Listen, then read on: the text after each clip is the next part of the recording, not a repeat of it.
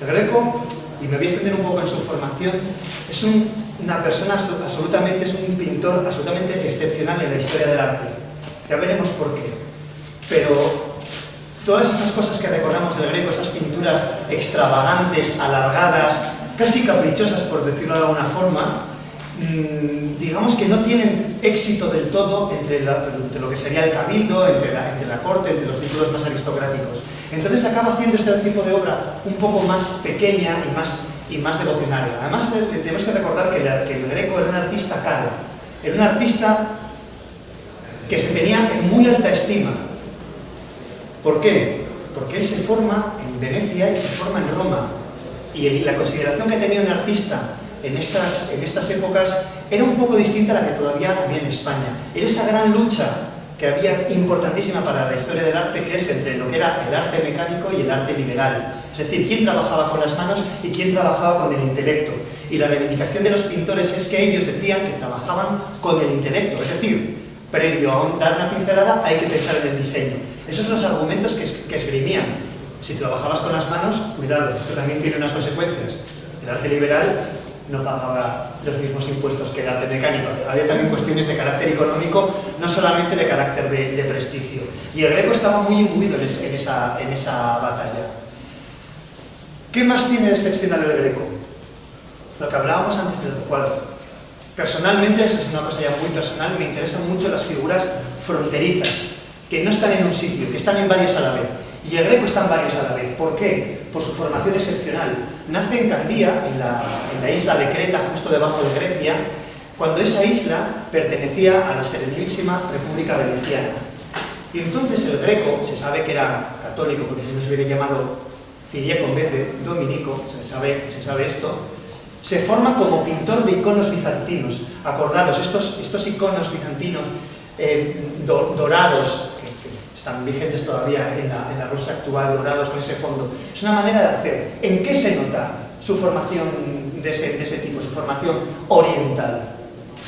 Primero, en cómo pinta. Los iconos bizantinos se pintan sobre tablas, se pintan a capas. Una capa encima de la otra, de oscuro a claro. El Greco también pinta así.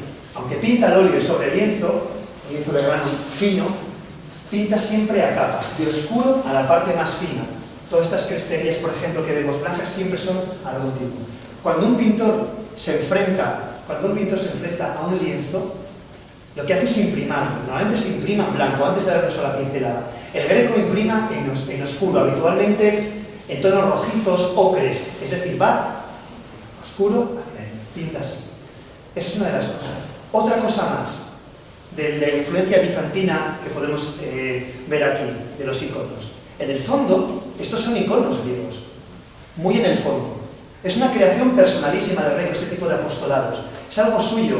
Los otros que hay de cuerpo entero, que hace Rafael, que hace Carracci, que hace Parmigianino, son de cuerpo entero. Incluso los que son ya no son de gusto, digamos.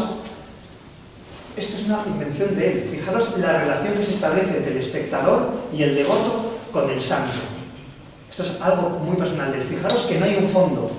Los iconos, el fondo es ese fondo dorado. Es decir, nos aísla de cualquier tipo de paisaje. Nos pone en una relación íntima. Esa frontalidad, esa casi frontalidad que tienen, eso deriva de ese mundo. ¿Qué otra formación tiene el Greco? Se va a Venecia. ¿Qué hay en Venecia? Color. Venecia es el color, es Tintoretto, es Tiziano, del cual él es discípulo, y vemos esa gran liberación del color. ¿Por qué? Porque Venecia, por sus propias incluso características físicas, acordaos que Venecia es un conjunto de islas, donde hay una serie de nieblas que difuminan constantemente el contorno. Por tanto, en Venecia ese contorno atrapado por la línea ya no va a existir, se va a ir liberando el color. Es una gran liberación del color tonal, color muy influido por la luz. Acordaos de los mosaicos que hay en San Marcos de Venecia, esos mosaicos con las teselas que son como pinceladas. Eso crea una formación en los pintores de allí muy distinta a la que tiene en Florencia, que es la gran batalla. La batalla es la batalla entre el color veneciano y la línea, el gran diseño, con esta cosa neoplatónica de Florencia. ¿Dónde lo notamos? Fijaos qué color. Este verde es puro veronés. Ese tipo de amarillos ácidos, ese tipo de verdes es pura Venecia. Fijamos cómo conseguimos que en un fondo nanocre de repente hay esos chispazos de luz. Eso es porque está mezclando distintas influencias. Es un autor fronterizo, absolutamente mediterráneo. Luego, después de Venecia, irá a Roma, donde podemos ver esa cosa un poco escultórica que sí que había de Miguel Ángel, aunque no le influye directamente, pero va cogiendo de aquí, de allí, hasta convertirse en un autor absolutamente excepcional.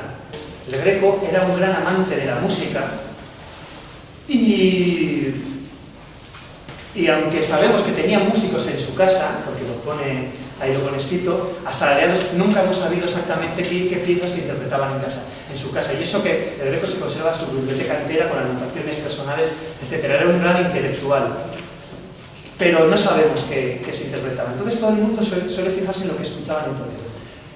Lo que vamos a interpretar ahora con la colaboración de Naomi Suárez es una pieza tradicional griega, una pieza que además es muy típica de las islas, de donde él procedía de esas islas, y yo creo que es más interesante que de repente hacernos algo. ¿Por qué vamos a interpretar esta pieza? Porque imaginaros lo que era para el Greco haber escuchado esta pieza en Creta, llegar a Venecia, luego a Roma y luego a Toledo. No tenía CD, no tenía Spotify, no tenía internet. Es decir, la música, cuando se escuchaba, era porque se tocaba, era acto. El sonido y el acto iban ligados. Esto es muy interesante, estamos muy acostumbrados a darle al botón y que es la novena de Beethoven. Pero esto no era lo habitual. Es decir, el Greco igual este tema no lo volvió a escuchar nunca en su vida, a no ser que hubiese músicos griegos en Toledo que la pudieran conocer. Pero nos damos cuenta de lo que es. Para mí es muy interesante fijarnos en este tipo de cosas. Pues vamos a tocar Chibarae, a ver si os gusta, que es una pieza muy...